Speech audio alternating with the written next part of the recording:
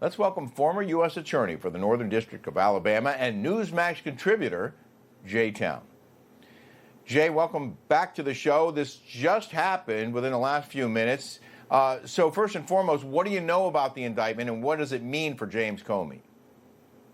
So what we know is just what's being reported, that it is, as you suggest, there's a false statements charge and there is an obstruction of justice charge. My guess is that is an 18 U.S.C. 1505, which is essentially obstructing or impeding the work of an agency or Congress. And in this case, if we are talking about the September 30th, 2020 testimony of Jim Comey to the Senate Judiciary Committee, then that would be the proper charge. What it means for Jim Comey is he will be arraigned. He's not going to be perp walked, I can't imagine.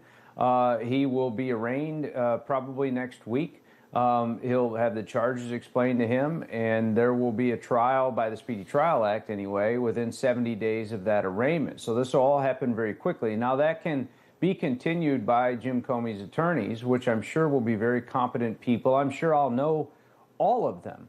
But, you know, Rick, one of the things that disturbs me about the last, let's say, 48 hours is that you and I and most of, you know, the folks that consume news in this country of this sort of ilk, we knew that there was a declination memo giving to the former and now current U.S. Attorney, Lindsay Halligan for the Eastern District of Virginia, from AUSAs inside the office saying there's no reason to indict Jim Comey. Now, declination memos on their face are normal, they're common. But for the public to know that the prosecutors inside that office did not want to indict Comey was nothing more than undermining both the Justice Department and Lindsay Halligan, the new U.S. Attorney, who made this decision to pursue the indictment. That's very troubling. It's also against the law to talk about 6-year grand jury information. Grand juries are secret in this country. We should have learned that he was indicted 10 minutes ago, not anticipated it for the last 36, 48 hours. It's very troubling to me that those people exist inside of our Justice Department still. And Jay, what that tells us is that there may well be some people inside the Justice Department who don't agree with it, but that doesn't mean that everyone inside the Justice Department doesn't agree with it. Obviously, many of them do. And they got the indictment just ahead of that 5-year statute of limitations running out next Tuesday. How hard is it to get an indictment from a grand jury? What kind of evidence do they need to present, and what's the burden of proof needed? Yeah, well, the standard is probable cause, so better than a coin toss that these facts are true. It's a non-adversarial proceeding, so it's not like Jim Comey could come in with his lawyers and argue against whatever the government is presenting to the grand jury. But grand juries do decline cases. And look, Lindsay Halligan must believe, and there must be other lawyers in the office that do believe, that these two offenses, if this is in fact what the offenses regard, we don't even know that, but let's assume that reporting is correct, then it means that people do believe they can prove this case beyond a reasonable doubt. And here's the thing about being a prosecutor. I was a violent crimes prosecutor most of my adult life. I can tell you that there is no such thing, even though I know this guy, his mother knows that he did it, but there's no such thing as a slam dunk. You have to take tough cases. That's what you sign up for as a prosecutor. If you don't, you're in the wrong business. Anybody can take a plea. That's not hard. But you have to be able to thunder away in front of a jury and win them over with facts and with law. And so the fact that there's people in EDVA, Eastern District of Virginia, Northern Virginia, which is one of the largest U.S. attorney's offices in this country, and one of the most important, too. It has a lot of high-profile cases. That there's people in there that are not only willing to say, I don't want to do the tough case, but also, hey, the media somehow, NBC News found out about this declination memo, which is nothing more than a private conversation between the AUSA and the U.S. Attorney and the first assistant. And somehow that got out. That is very disturbing to me. Well, there are going to be loud calls. There already are loud calls for lawfare. Oh, this is the Republicans trying to get back at the Democrats because the Democrats went after the Republicans when Biden was president.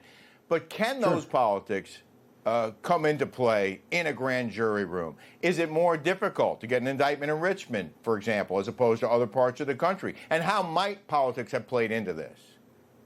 Well, remember, this is Arlington. This is hardly a friendly place for the president. This is deep blue Virginia that just returned this indictment. That's just south of doing it in Washington, D.C., which would also be very difficult to do. And a conviction is difficult. Beyond a reasonable doubt is a tough burden, but prosecutors should welcome that burden. Frankly, they either think they have the evidence or they don't. It's clear that they do. And 1001 charges, lying to Congress, or obstruction of those proceedings by lying to Congress, those are not particularly difficult charges to prove.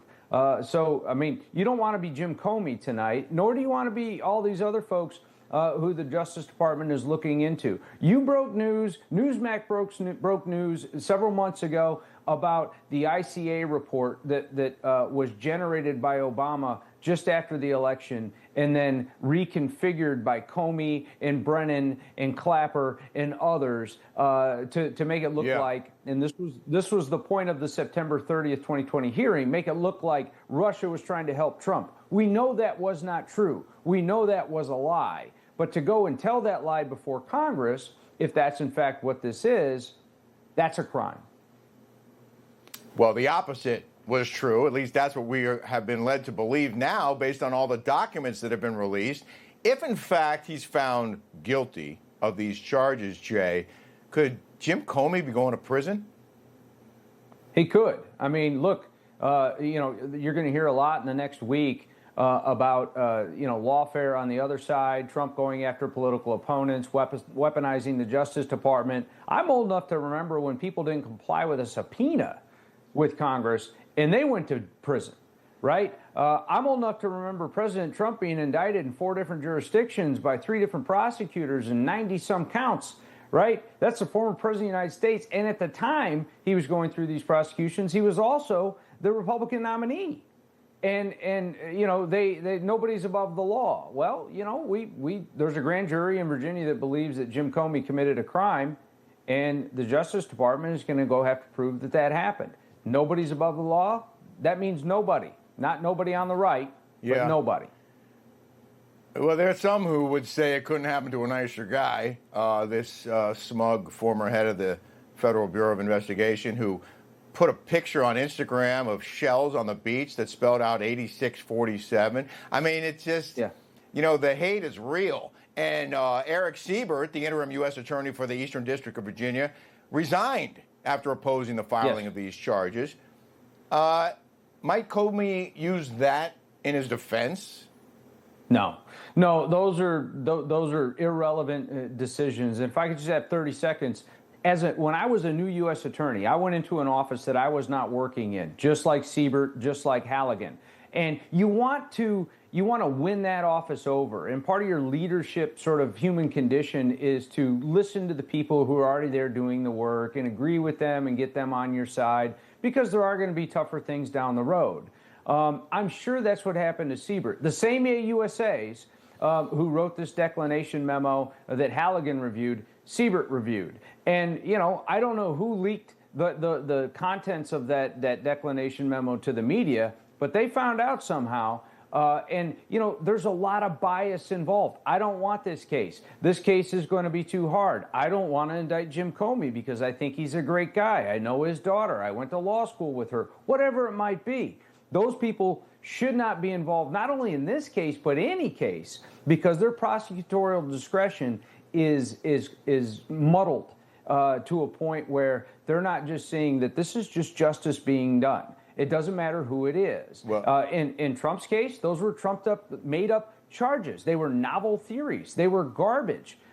Lying, 1001, and this obstruction charge, these happen every day. It's the bread and butter of the Justice Department. Well, a little voice in my ear just told me that Roger Stone was sentenced to 40 months in prison for lying to Congress. Correct. So there could be prison in Comey's future if, in fact, he's convicted on this. But, of course, CNN's Jake Tapper is among those suddenly worried about lawfare, suggesting President Trump is using the legal system to go after his political enemies. And I want to play a clip for you, Jay. This is Tapper.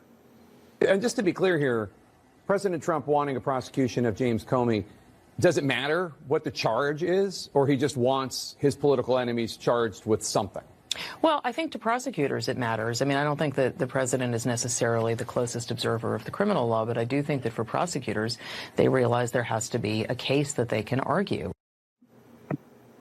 Was that a real question? I mean, I don't recall Tapper accusing the Biden administration of using lawfare against Donald Trump. Do you?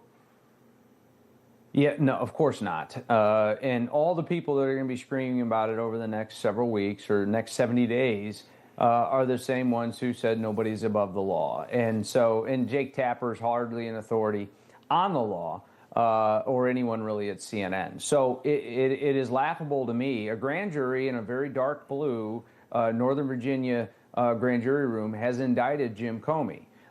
And prosecutors in that office or DOJ believe they can prove the case. You don't want to, I mean, maybe they won't win, maybe they'll lose, who knows? There's no such thing as a slam dunk.